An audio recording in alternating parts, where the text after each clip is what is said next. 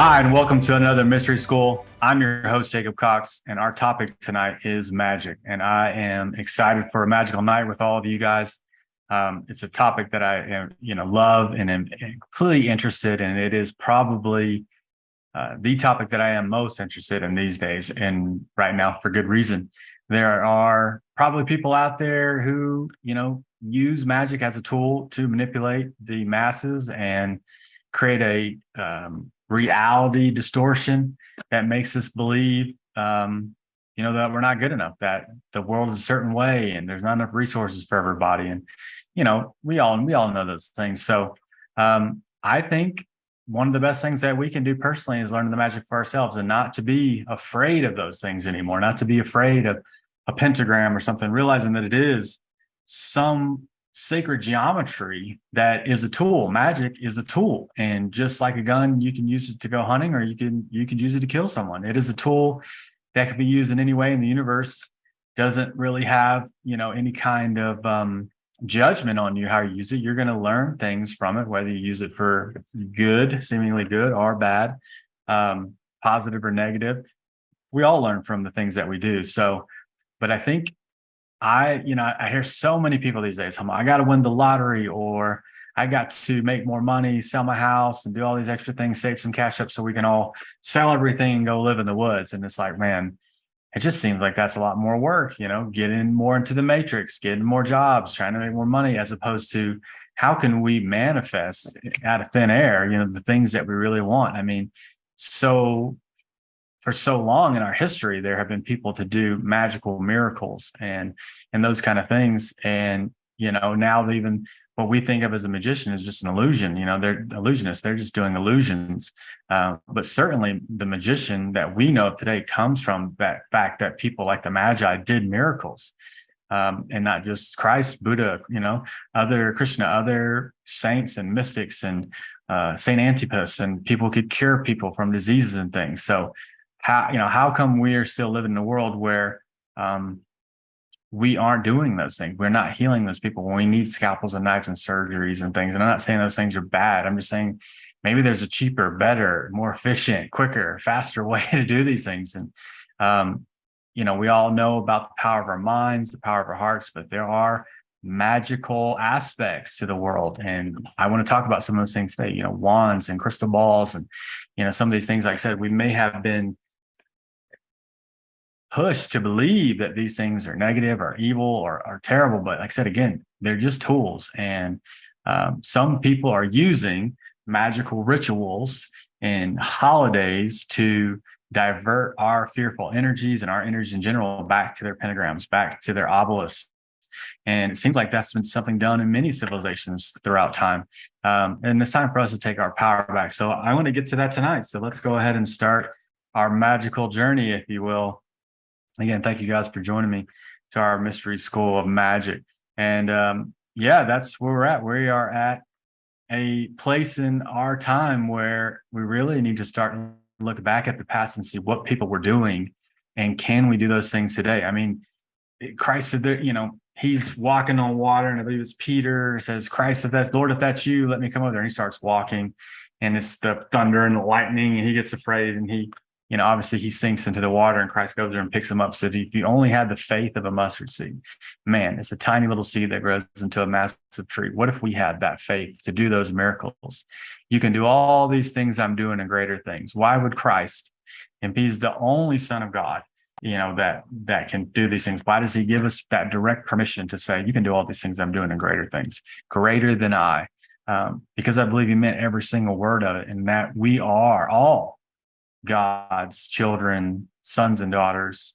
And that when we become the only son, to me, that means you are like the universe itself, unconditional love, no judgment, allowing everyone to be exactly who they are. And that's pure freedom. That's pure love for letting people do that. So let's move on down. So obviously one of the first ones probably most people think of, if you're into magic, is that magician card, number one, right after the Fool. I love this card.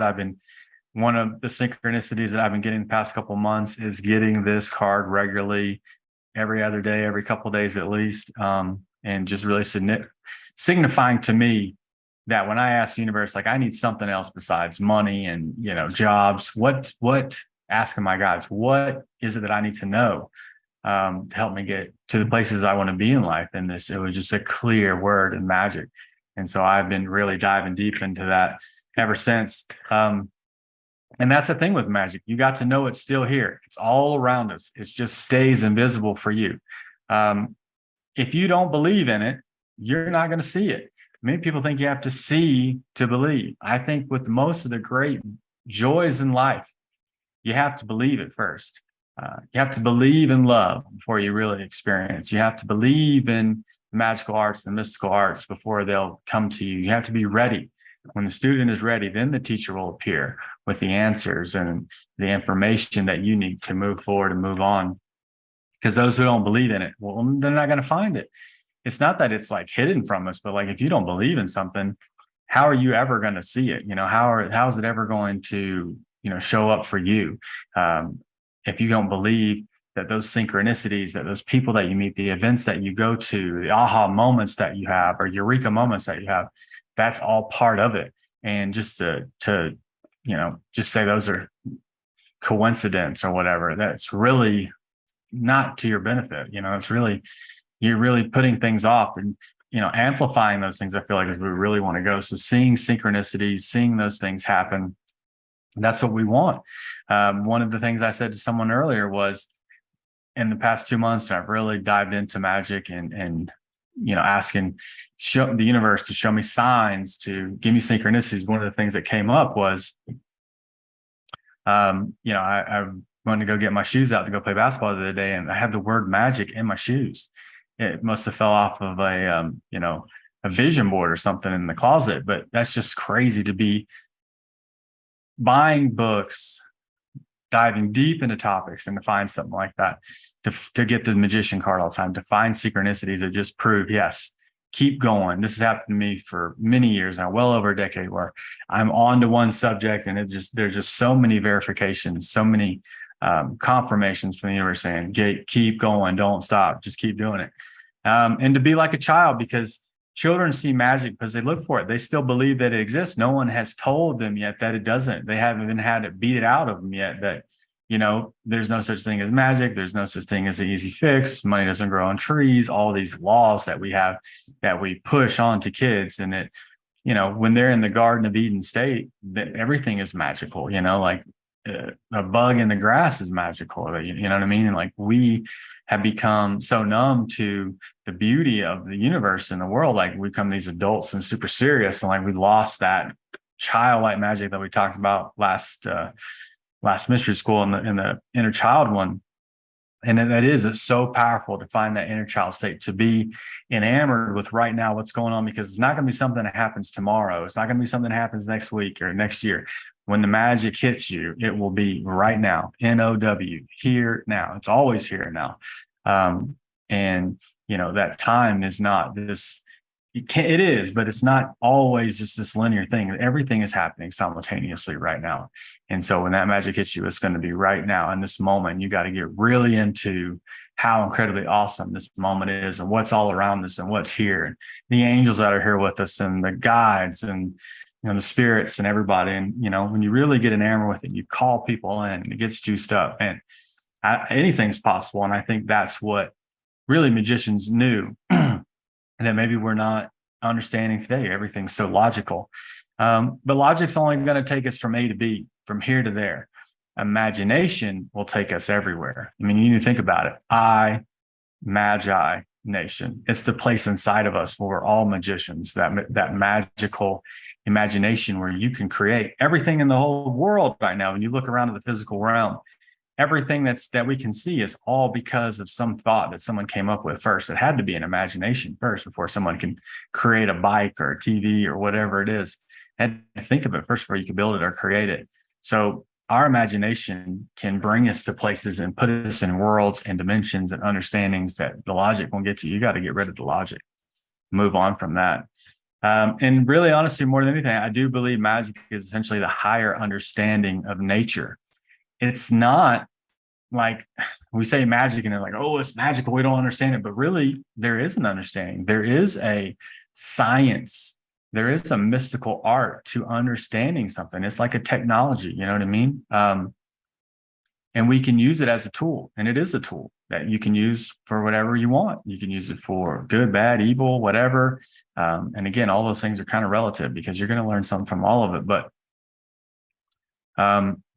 it has to be some kind of understandable technology that obvious that mystery schools, secret sex, and spiritualities have throughout many ages and from the dawn of time probably have just cultivated and got to know and understand more. And there are obviously different understandings of it and ways of going about it, but some of the ways definitely are always seem to be similar. So this is a technology that you could learn just like anything else, you know. And I think not to say that it being illogical like that, but I think there is a way to see it that way for some folks who may not be, you know, I don't know about that. Like, you know, there is a science to this, I do believe. And that synchronicity is an ever-present reality for those who have eyes to see. And that's what I said was talking about earlier. There's this synchronicity is when you fall into something, when you get on a topic, when you ask the universe to give you those confirmations of what's happening in your life, to let you see deeply into your life and what you're looking at, and let you know that you're on the right track. And it's so good to get those synchronicities and let you know. So obviously, when we talk about those magicians, the first thing many of us think about is, you know, the old wizards with the pointy hats and the owls and the archetypes and everything. And that's certainly true. I mean, I definitely think of that myself, and the wands and the phoenixes and different things that really go along with magic. And there's obviously, like I said, the owls and the wands and crystal balls and magical books and spells and all those things. And we know witches too, right? Witches, you know, the female wizard, she's powerful in all her glory, and she knows how to make her tinctures and her herbs and magically mix all these things together and create spells and potions. And, you know, and we just have this, you know, especially with witches even more, this negative association to it, right? Like, oh man, a witch is bad, and they've been burned at the stake. But you got to think about how many people have died in the name of truth. You know, Christ was crucified on a cross, and people have been burned to the stakes, and you know, people killed and chopped down and just brutally murdered for no good reasons, other than suppressing something or just being completely terrified and fearful of something they don't understand, something that looks magical, but really is just an understanding of nature that most people don't understand. But there have always been a few that have. And, you know, sometimes we see those people and we look up to them. Oftentimes, especially in history, those people end up murdered or crucified and then put on a pedestal later on and given certain prestige afterwards, but not during their life. And I think there's a good reason for that too. But, you know, definitely the witch and all her glory and her magical spells and all the things that she's about. Again, certainly, I right on par with the wizard and magic. I tried to even use, like, you know, not the green witch with the word. I don't even like that image. I try to find, you know, real powerful, beautiful women who are witches and those kind of things. Is, you know, it doesn't have to be an older person to do it or whatever. Anybody can understand these aspects and these technologies and this as understanding and this tool to use it. But what's interesting is, regardless if it's a witch or a wizard, they've all got these pointy hats on typically. Why are we always using this pointy hats? And this is something I'm just going to go through real quick. I've used this talk before in the spontaneous evolution, but we have always had and seen on writings and carvings, all kind of things, these people with these pointy hats on, right? And we see many gods and Buddhas and Shivas and Christ who all have, you know, pointy heads or some kind of enlightening bun on their head. The Bible talks about a crown of life that can't be taken from you. And it's not just males. There's obviously females and different people who have reached the stage of enlightenment that seem to be magical, seem to have an understanding of the universe and nature that most people don't have. And that's something that I feel like a lot of people associate the elongated skull with aliens. Like all the elongated skull people were always people from other planets who came down, which I'm certain that there was many of them that did. However, I do believe that there is a spontaneous process of our evolution, a metamorphosis, basically, if you will, where people go into the wilderness tempted by the devil or negative dark forces to overcome the basically hell, and have the keys to heaven and hell, to master the light and the dark, to become the ultimate wizard, the ultimate magician. I think that is what we're looking at when why these people had always wearing, the pointy hats, the wizards and the witches, and why they were so afraid. I mean, they weren't just making tinctures of, they could do things that the modern person couldn't do, and it scared people a great deal. If you can see a blind person all of a sudden see, if you see someone walk who hasn't walked their whole life, and someone just comes and does it in an instant, you are definitely afraid. That's not something people understand. It's not what they've been told is possible.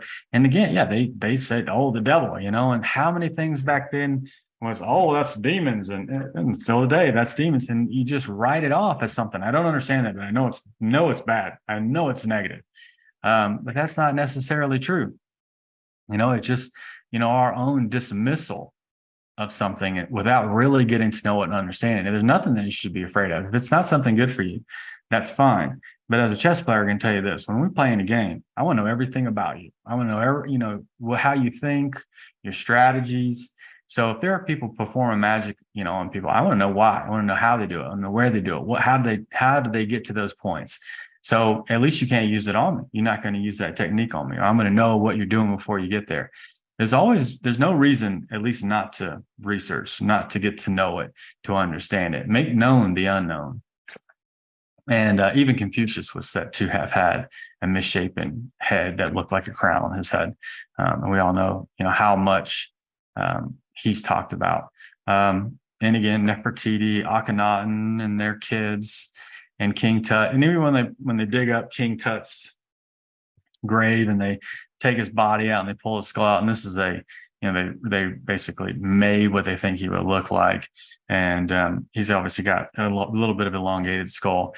And if you look back at certain kings and royalty and stuff, there are a lot of paintings and pictures and stuff of people who have more elongated skulls probably than the normal person, and they're just descendants of people like that, and they hold what they believe to be great truth, but they use what little bit they know over the people, so that they can manipulate us, so they can take advantage of us. We all know The Matrix was not just a movie; it's a documentary, and that there are entities out there and people out there that want to take advantage of us, want to use our energy. Certainly, I mean, get over it. That's the deal, and take our power back. Stop letting people do that.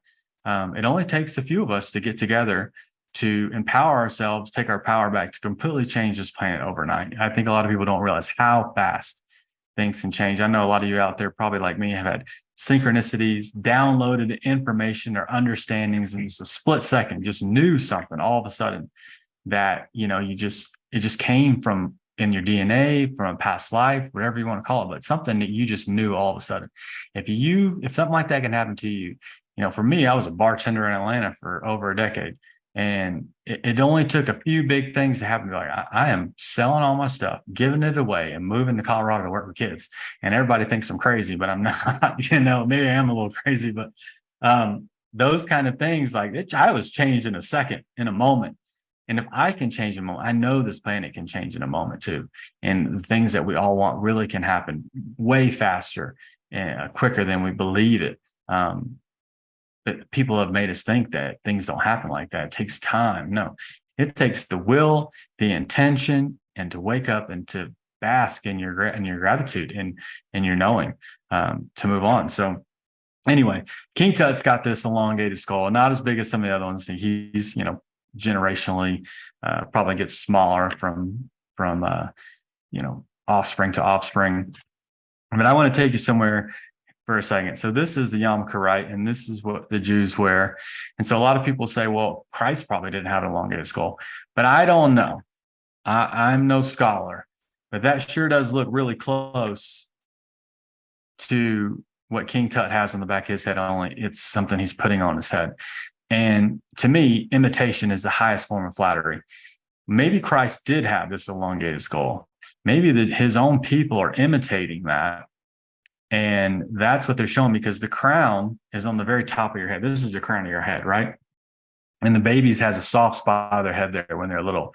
If we were to go back and be really like babies again, to be really in that magical state, to be wide open, maybe our brain, maybe our heads can soften up a little bit, just enough to where there is some kind of process where our evolution takes place overnight. When we look at evolution and we dig up bones and we see bodies, we don't see Neanderthals turn into Homo sapiens. You don't see shellfish turn into fish. You see shellfish, fish, Neanderthals, Cro-Magnon man, Paleolithic man, Homo sapiens. You don't see things over millions of years change. That's not what happens. You see this one and this one. And a lot of times they're along, especially hominids are all walking beside each other at the same time, same moments in history. And then all of a sudden something's gone and something's here. I think that evolution is spontaneous. I think what we talk about a lot of times, you hear people talk about that burst of solar flare from the sun, a polar shift.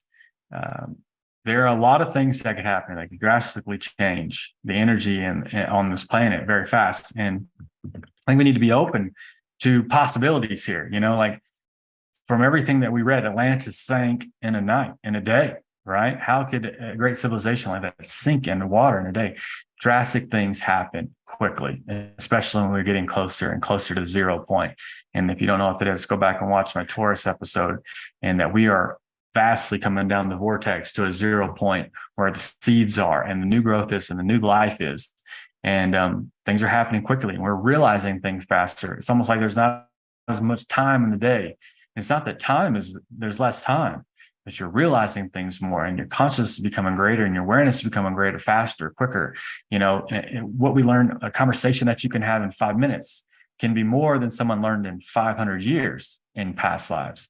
The information is that much more readily available and quicker and faster, and we're realizing more so much faster. So I do believe that Christ did have an elongated skull. I believe that he did in his pull to the wilderness, where he's in the wilderness for 40 days and 40 nights, and he fasts and he's tempted by the devil. I do believe in my own personal belief that he has this transformational process that is physically changing as well. And I do believe that he had bit of elongated skull. And I think personally, I believe that they probably wrapped that crown of thorns right around that top of that crown, where his elongated skull was. And he was the king of the Jews. And, this is the crown. That's the crown, not a piece of gold metal that people put on there, project themselves to be greater than everyone else.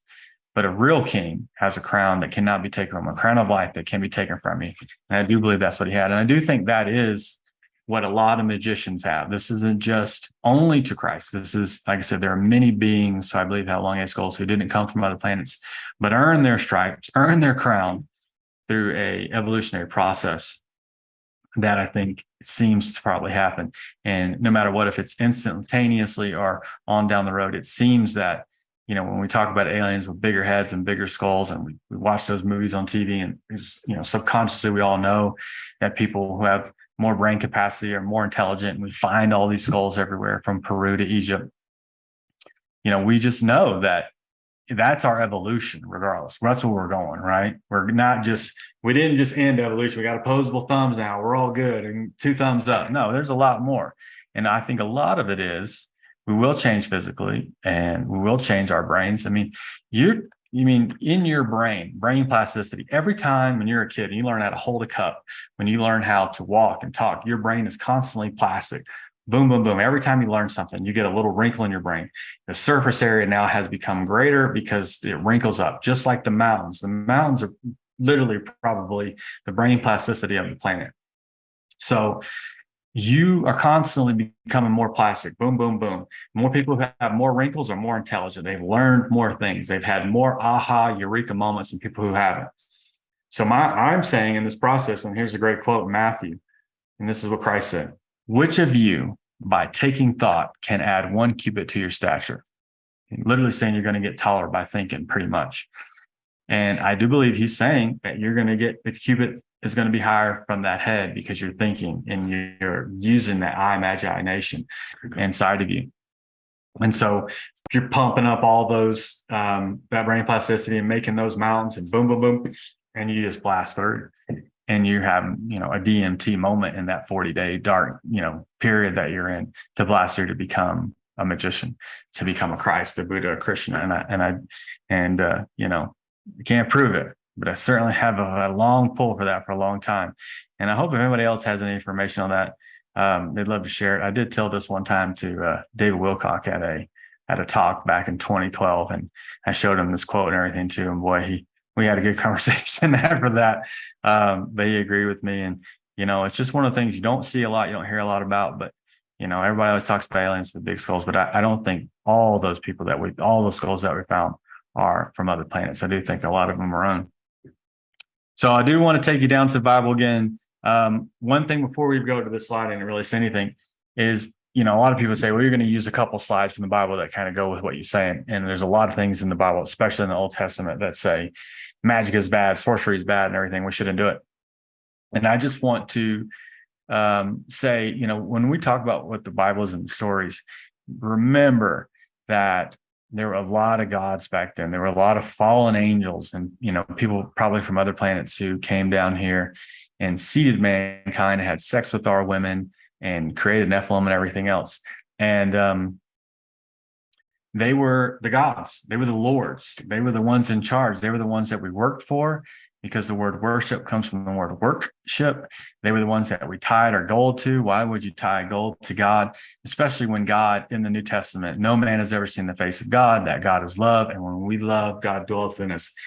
How could love land in a fiery rocket chariot on top of a mountain and give people hundreds of tablets? I just don't see it. I see that as something else. And not that I'm saying it's bad or good or positive or negative. I'm just saying, when I think of God and I think of love and that unconditional Holy Spirit feeling that I felt by myself many times, that is what I'm looking for. And I do think we have to realize why there's so many names, Jehovah to Elohim to different names for God and Lord.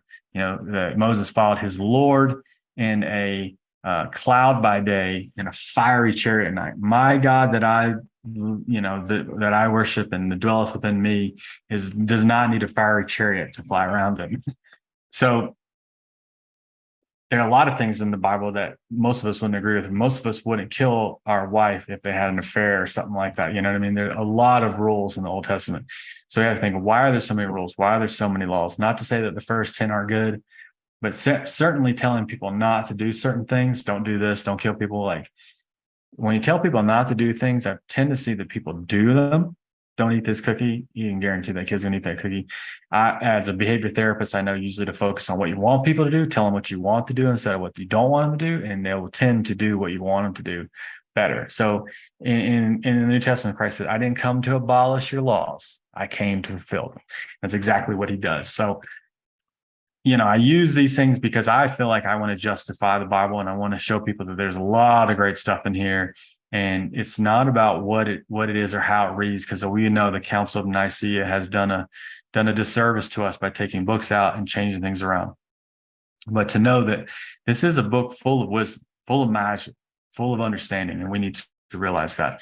In Revelations, it says, "And the light of a candle shall shine no more at all in thee, and the voice of the bridegroom and the bride shall be heard no more at all in thee. For thy merchants were the great men of the earth, for by their sorceries were all nations deceived." By their sorceries. So when I said earlier that I do believe that there is a small group of humans, a small group, maybe hundreds of people out of 7 billion people, maybe thousands, who really understand the workings of how this world is going on. We didn't just get to this planet where, and we're not talking about 1%. You're talking about 1% of 1% of people, right? Like, I heard a statistic the other day, like if you make more than $30,000, you're in the top 1% of the world. So we're not talking about 1%. We're talking about a very, very small portion of people who are doing their rituals, who are doing their magic and those kind of things in order to take advantage of us. And one of the things that I learned really honestly by doing this presentation was the word pharmakeia, which when they talk about sorcery, that's the Greek word that's used is pharmakeia, which means sorcery, magical arts, administering of drugs, and the word pharmacy comes from pharmakeia, which I think is, wild, to say the slightest.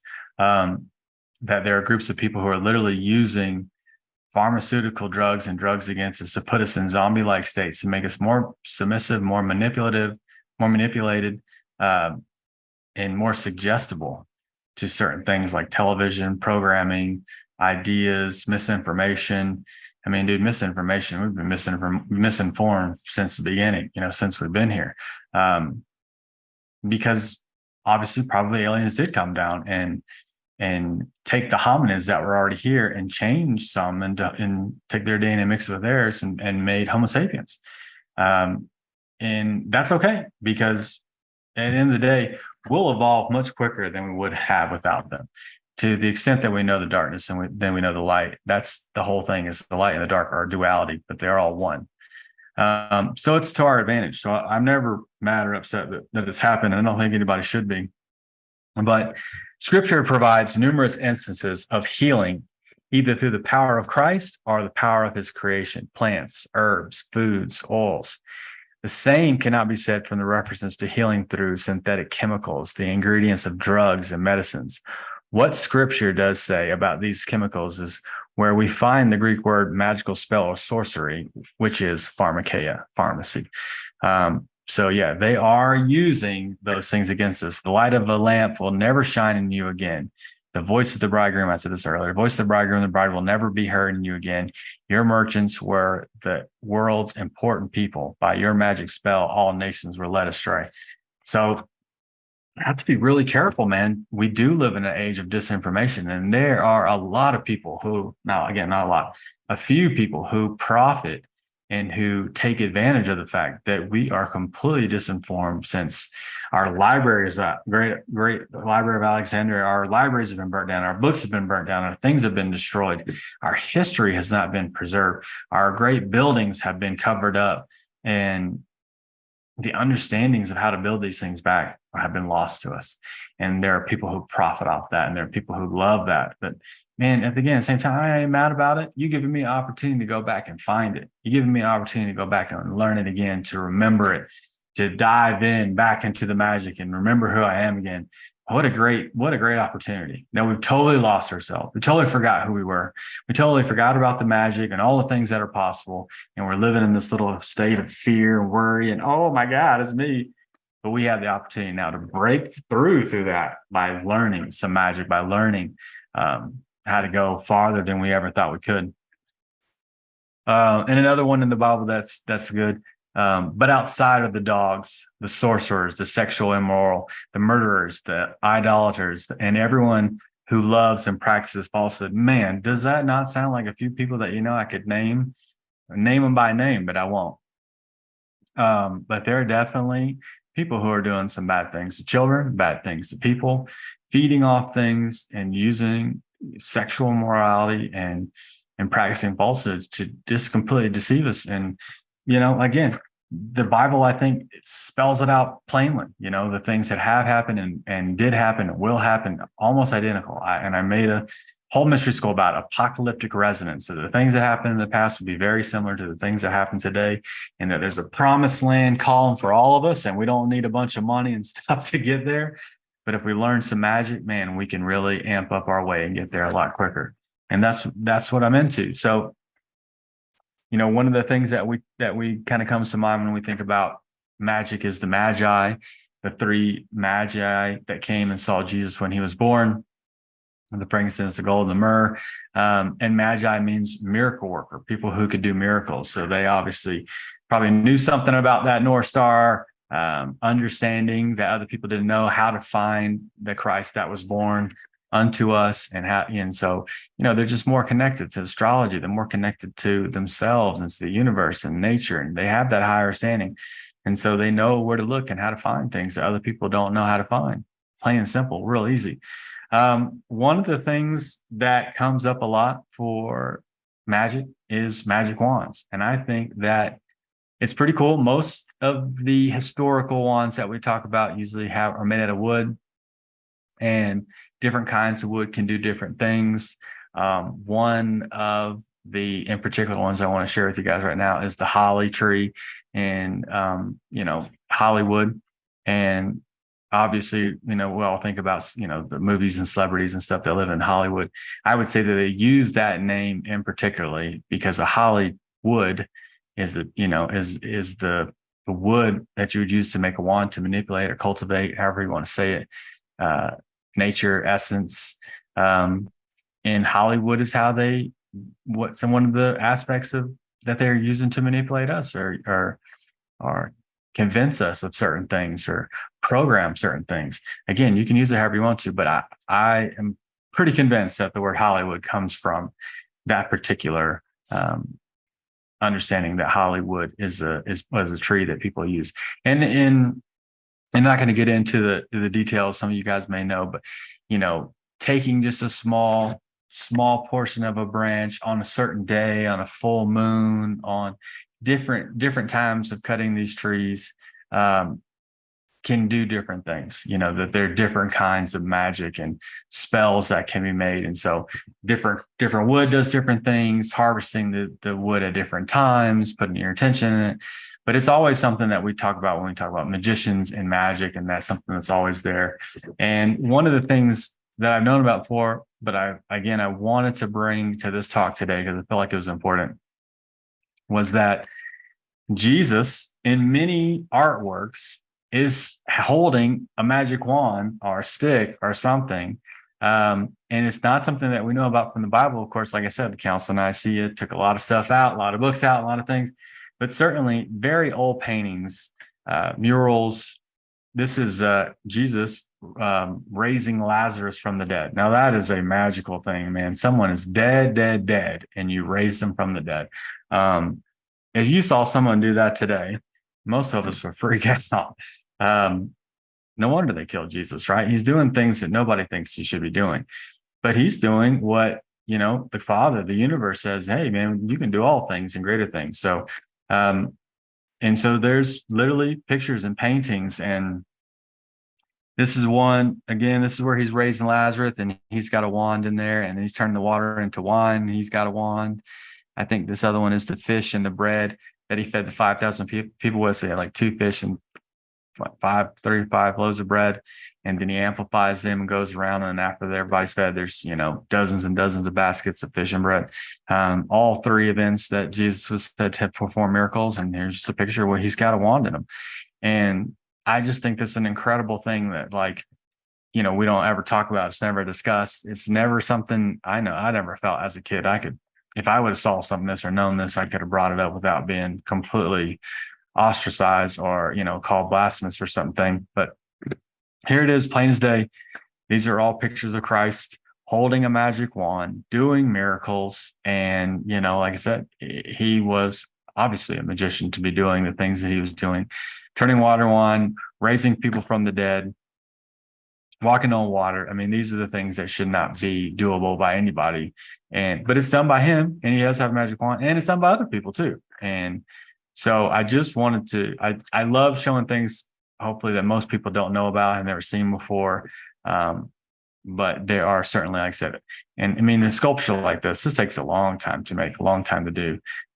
So, the fact that he's gotten the stick, he's raising Lazarus from the dead, we should really think about that for a second. How come there's so many paintings and murals and artwork with Jesus with the wand? Is it very possible that, they're the stories that people told after his death was, when he did that, he had that wand, remember? And people are, trying to help us remember, ultimately, go back, be open, leave no stone unturned. If it doesn't resonate, that's fine, but do not leave any stone unturned in your search for the truth, because the truth shall set us all free. Another big thing that when we talk about magic is that crystal ball, right? Every good magician's got a crystal ball that they can scry. And I think it's really important for us to remember that the same crystal that a magician or a wizard or a witch would look into, fortune teller would look into to find your future, Remember that phone that we all carry around with us all the time, that has the same kind of crystal in it, and it stores gigabytes and gigabytes of information on it, on a little tiny crystal in your phone. So is it possible that larger crystals can store even more information? Well, absolutely, 100% it is. And if we know how to tap into this incredible technology that the universe has given us to use, I 100% do believe that we can see universes in there. We can use it to tell people's fortunes, their own fortunes. And it's just the possibilities of, this is where you are in your life right now. It's like tarot, like you pull a card and you ask a question, you really think about it. It gives you the right exact thing that you need to see. And those archetypes are there. I have no question. I've done it too many times, blowing my mind, giving me answers and insight, and ultimately giving me a lot of peace, realizing, hey, don't worry about it. It's all going to work out. It's all going to pan out. But crystal balls are definitely something that's there. We always see it with these people, and I think it's worth talking about, sharing. It's something that I am just now starting to really get into and trying to scrying and see, and with a lot of care and a lot of intention to do what's right and to use things for the good purpose in the right way. And one of the most incredible crystal anythings I've ever been around is this thing right here. This is the picture that I took, and this is Max the Crystal Skull.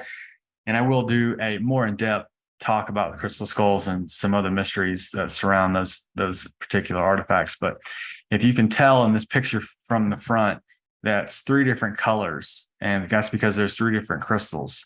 There's also one on the top of his head similar to a yarmulke, and the one in the back, I believe it's made of 5 different types of crystal fused together in a way that we can't fuse it together today.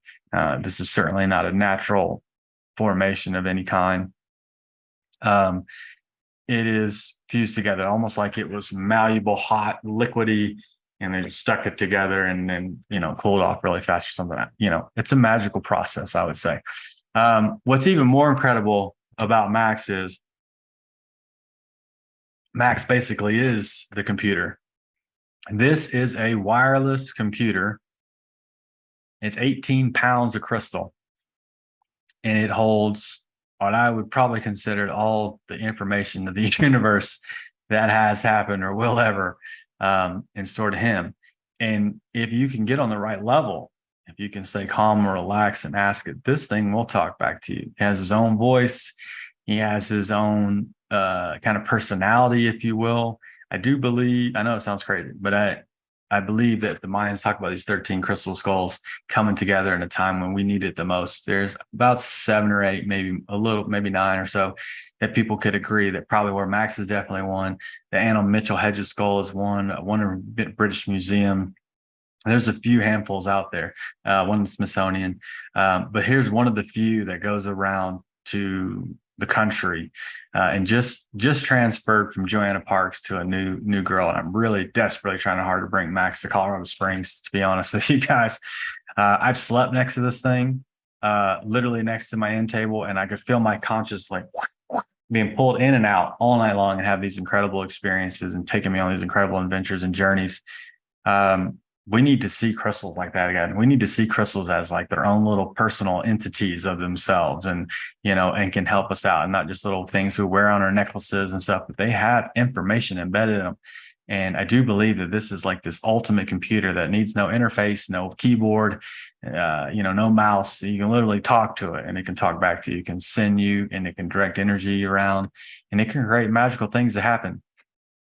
I've experienced it. I've been there. It was something I was 100% drawn to. I haven't seen it in many, many years, but I probably saw it up to 3 or 4 times. And, the last couple of times were like for a whole weekend. It was life transforming, to be around something of that nature with that kind of energy. And so I think it's just really cool to realize, like, let's not be scared of stuff. Let's dive into the deep mysteries of life, because, there is no time like the present. It is a dire situation for us to go above and beyond what we've been told is possible and learn some new stuff, right? And I think one of the other big things that I definitely believe it goes along with magic is spells, right? And what you're going to say you want to put in the universe, and spelling in general. And the way that words are created and made. And when you go back and look at stuff like history, his story, and all these ways to say things, I think English is probably one of the most poor renditions of language, if you will. It doesn't have the resonance and the invoking of sounds and stuff, sound technology that Sanskrit has, or Hebrew has, or Aramaic has. Those are really rich languages that use, sound technologies and vibration and resonance to bring forth things. And so spelling, to spell things and to spell and to write, to create little symbols of words of things that we want to manifest and things. That is definitely a huge part of magic. And that's what I'm thinking. We all know what we believe we can achieve and all those great things, but there's a lot to it, more beyond believing and manifesting. When it comes to magic, there are, abracadabra, right? Abracadabra means I create what I speak in the Hebrew, I believe. So, the word abracadabra is really like a real magical word.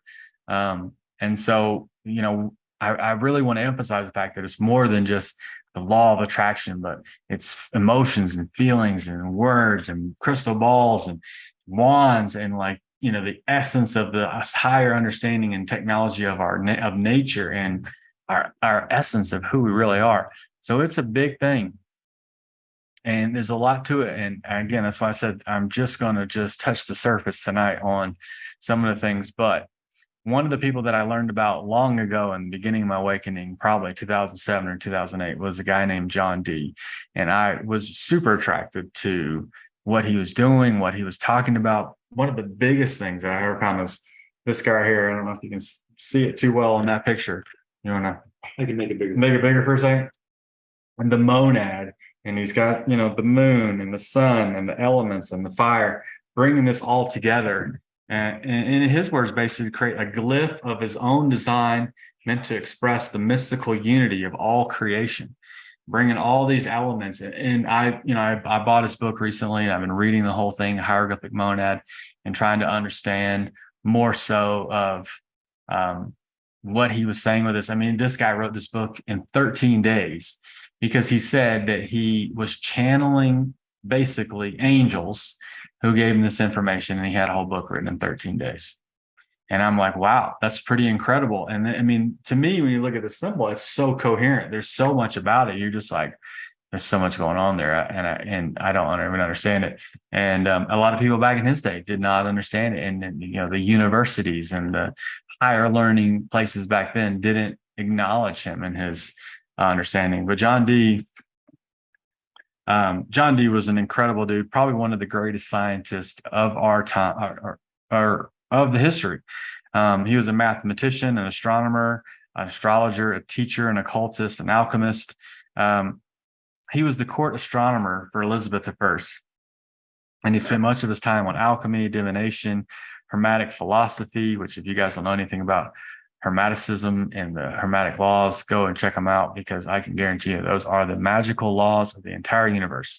Whether you live on Mars or Jupiter or some other solar system or whatever, the same laws appear. And they're incredible.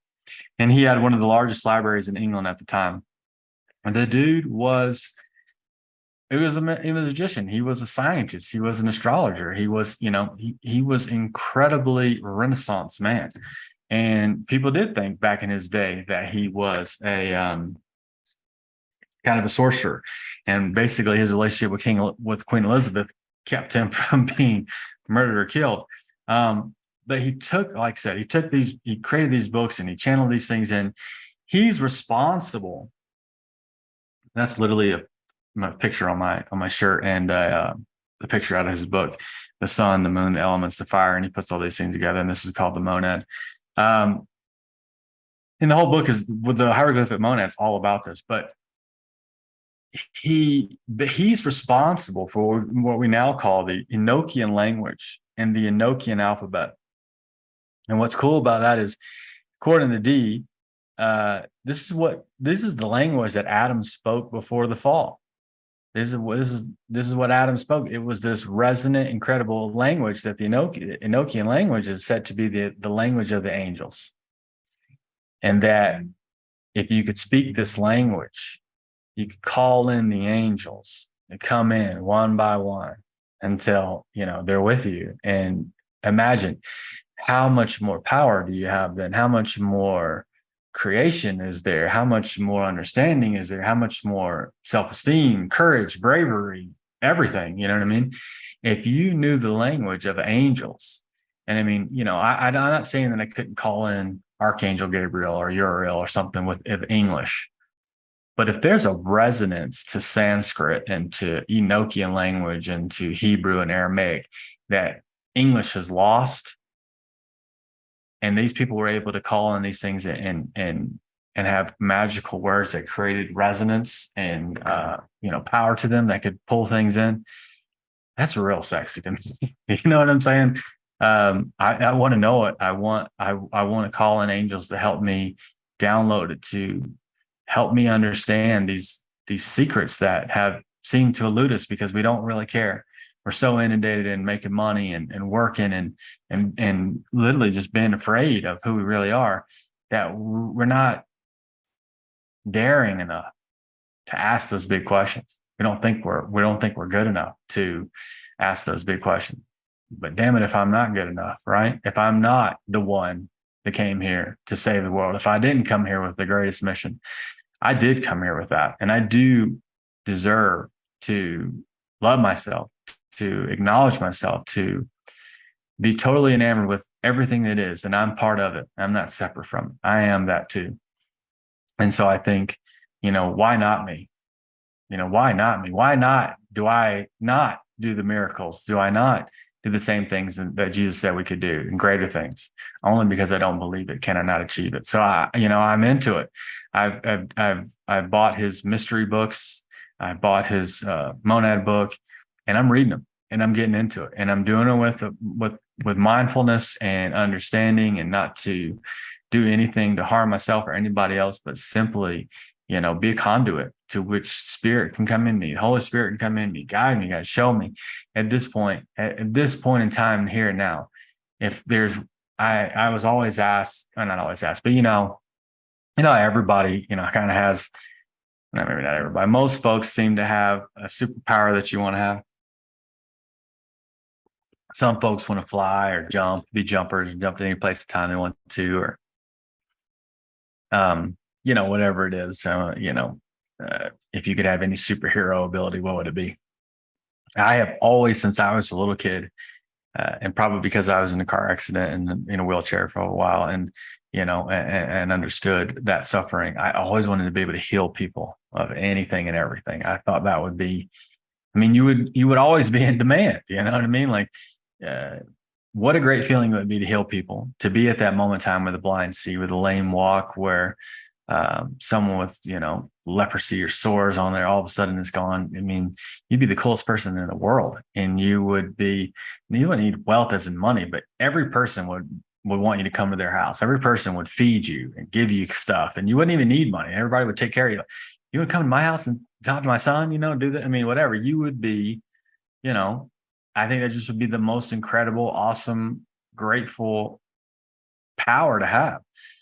Something I have always been completely enamored with is this incredible magical healing, this instantaneous of alleviation of suffering and pain, usually physical, but obviously mental and emotional and spiritual as well. But I've always wanted to do that. I've always been most excited about talking about the miracles that Jesus performed in that way.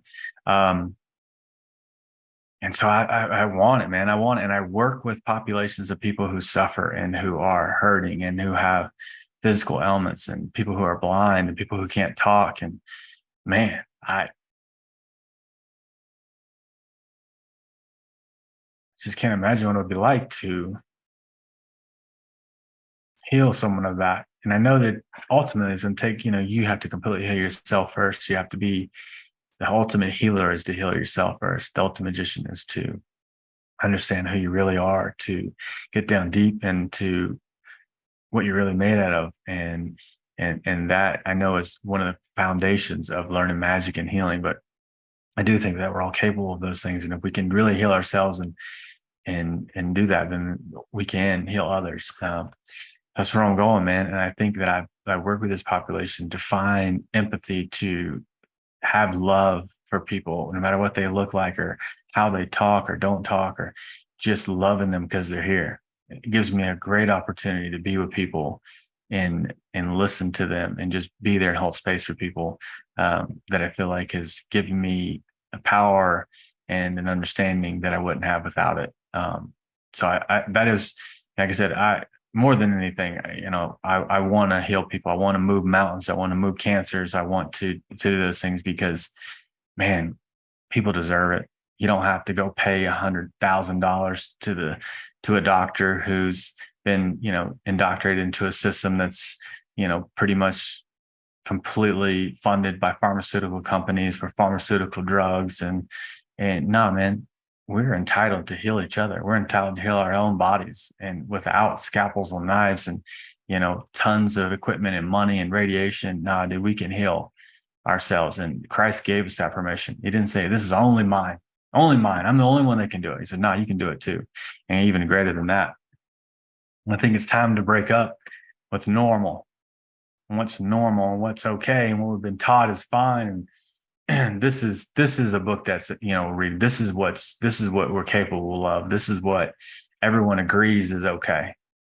I don't care about that normal stuff anymore. I want a magical life. I want to go all the way. I want to learn everything that there is to learn. I want to leave no stone unturned.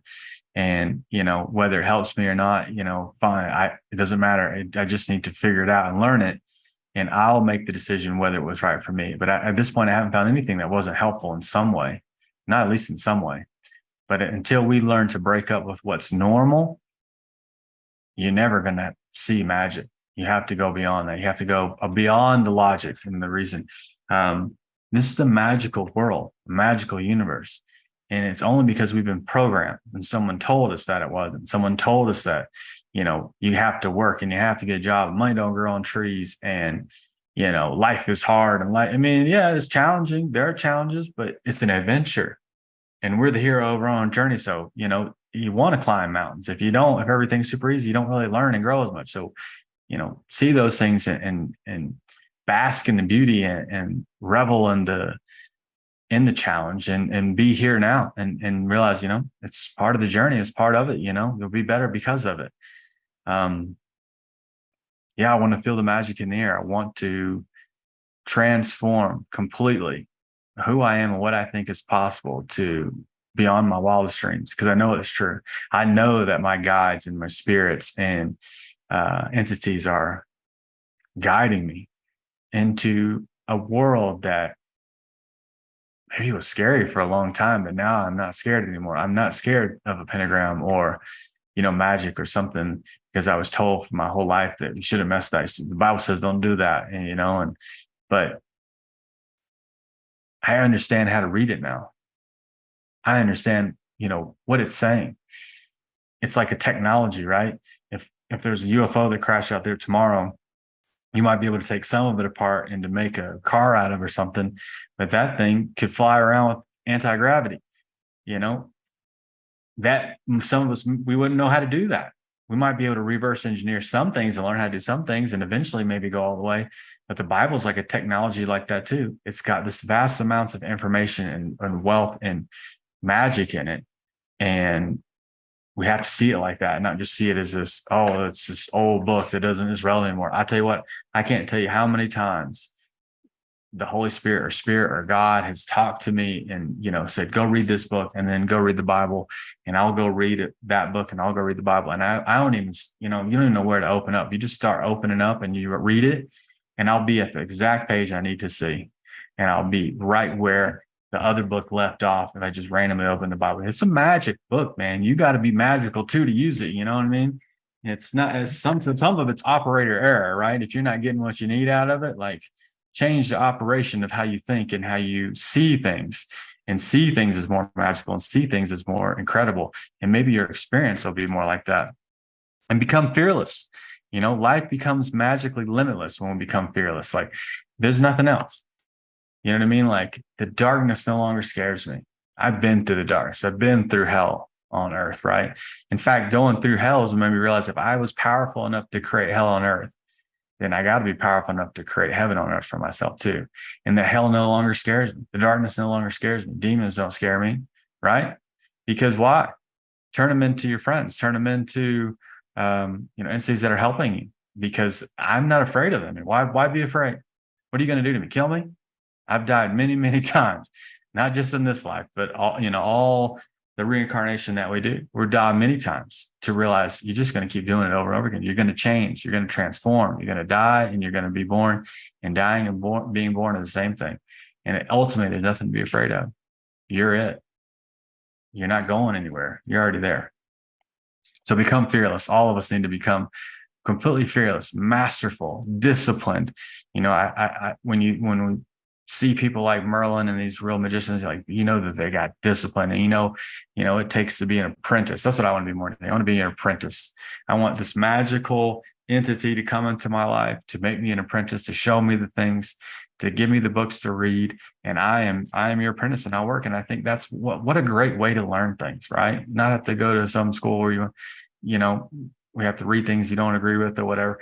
Finding that person who's got the thing that you want and being the apprentice, or find, that feeling or that spirit or whatever. I believe that there are spirits that are more than ever. They're here right now to help us, to be with us, to be here now, to show us, hey man, we're here for you. Now is the time, we promised, we're always here.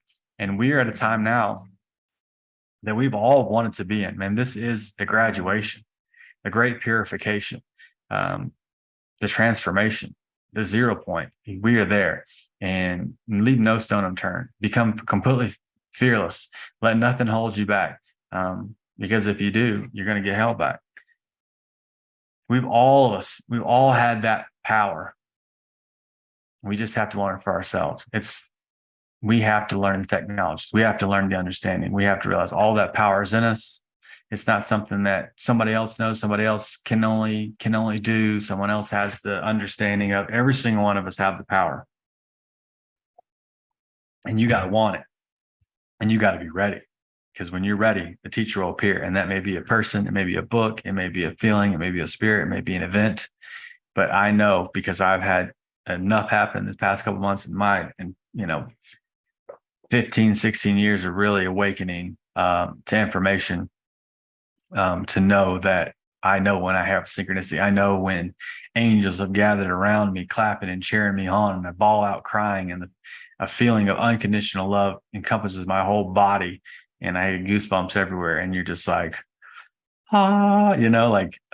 it's just, I want to be there all the time. And I know that I can get there. We just have to keep working on it. So, we have to be around those people who are happy enough and believers enough in magic, and people who are magical, who are believers and happy. I want to be around those people. I want to be around people who believe in it, not people who don't think it, not people who are afraid. I want to be around those folks who really want to push me. And if there's nobody, I'd rather walk with nobody and believe in it myself than can't find anybody. But I know in this day and time, I'm not the only one. You guys are not the only one watching right now. There are a lot of us now, a lot. And we all think that we're the minority. Man, even something like the movie like Sound of Freedom made like 150 million. The world may be telling you something ain't going on, but the statistics are showing us that there's a whole lot of us who realize some things that are going on, that people are telling us aren't true, that magic is real, that we are the creators and the manifestors of our reality, and we have the power. You may think that we're in the minority, but I feel every day more and more, I feel the collective conscious starting to rise, that we are in a much more higher majority than we believe, that there are a lot more people who understand these things, who are waking up. And now, even if you're someone who's, totally asleep, totally believe in everything that's being, the propaganda that's told you on social media and television, everywhere else. Sometimes all it takes is one event, one thing, one sledgehammer blow from the universe, one job loss, one relationship loss, bam, to put you in a place where you are susceptible to being open, and it can change you in a moment, and you're ready for all that is, because there's nothing else. You got nothing else left. You got nothing else to live for unless there's something else. So I've been there, and I know a lot of you guys out there listening right now have been there. It only takes one event, so have hope for those. As well as I do, you can't necessarily wake anybody up. But you can give people breadcrumbs. You can help people out when they're ready, but stay hopeful. Plant those seeds. Say something that somebody can't forget. They're going to remember it no matter what. Um, love those people. Don't be mad at them. Man, people have been put under a hypnotic spell to believe certain things, to follow certain orders, to do things they think are good for their health that are not. So that's all right. Even if they die from those things, that's fine. They're going to come back and do it again. And I imagine that they'll have learned something from those experiences.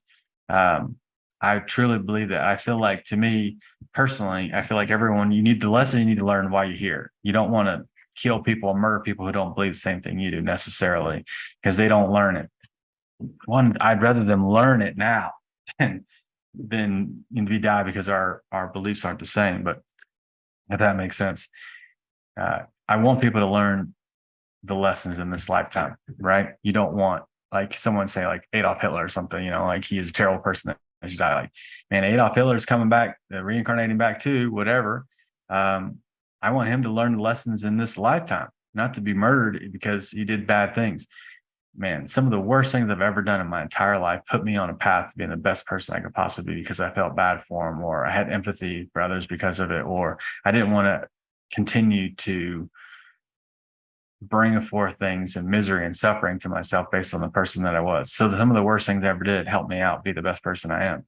It's okay. We may not understand, we may not agree with them, but everybody's got their own journey. No judgment, man, and understand that. And certainly, let's not kill the magic and the mystical with logic. As I said before, magic doesn't live in the logical realm. There is some logic to it, of science and technology and understanding and wands and crystal balls. But at the end of the day, magic and mystical, don't kill the magic and the mystical with logic, because they exist in two different spaces. You know what I mean? There's this entire realm of reality that we can't see, that we're not hearing, light that we don't see, sounds that we can't hear.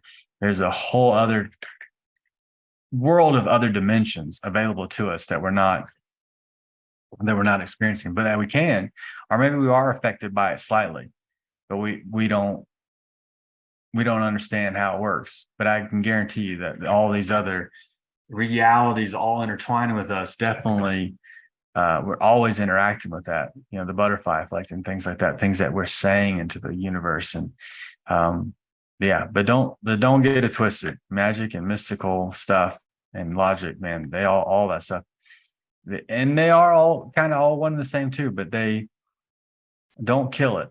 Don't kill the magic and the mystical with logic. It's it is something that's not available to us if we kill it with that. So let's be those modern day wizards, right? I love this picture because it's the wizard floating in the subway. We can be those people, right? Just because we don't see it on television, just because we, think it only happens in movies, doesn't mean it can happen right now. Because you've never seen it doesn't mean it's not possible. I mean, there's definitely a sorcery that doesn't want us to think that magic is possible. Why don't we become the magical modern wizards of our time, learning these things and understandings, showing the others that it's possible, waking them up with it and helping them realize, hey, look, come to who you really are, know who you really are. We're coming down to a huge point in our evolution, and a 0 point, where I think, when people talk about final battles and things happening before this great 1,000 years of peace, or this golden Kali Yuga or golden age or whatever, there's some stuff that goes down. There's some transformation that has to happen. There's some things that got to go down. And I really do believe that people who have found the magic in themselves, are able to use magic, can transform this world into a place that is incredible. And we can use that to, evolve, to grow, to transform, to be who we really came here to be, these incredible magicians, these magi, miracle workers. It's something that we've all been promised to do.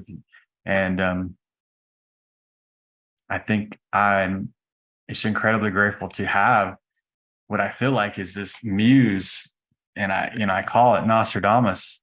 And I had for more than well over a decade, maybe close to 15 years, this entity that I feel like has come to me.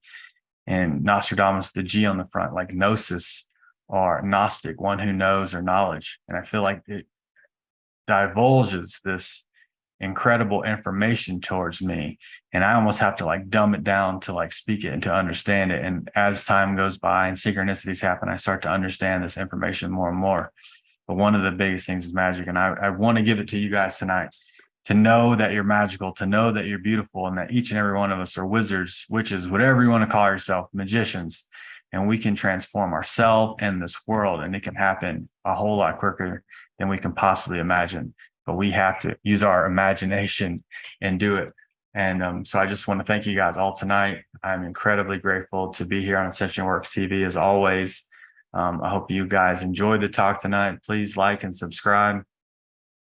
If you're interested in just having a one-on-one session with me, message me on Ascension Works, YouTube, whatever else. I would love to go into the mysteries with you, see if we can find your muse for you, and your spirit guides, and help you come into the mysteries.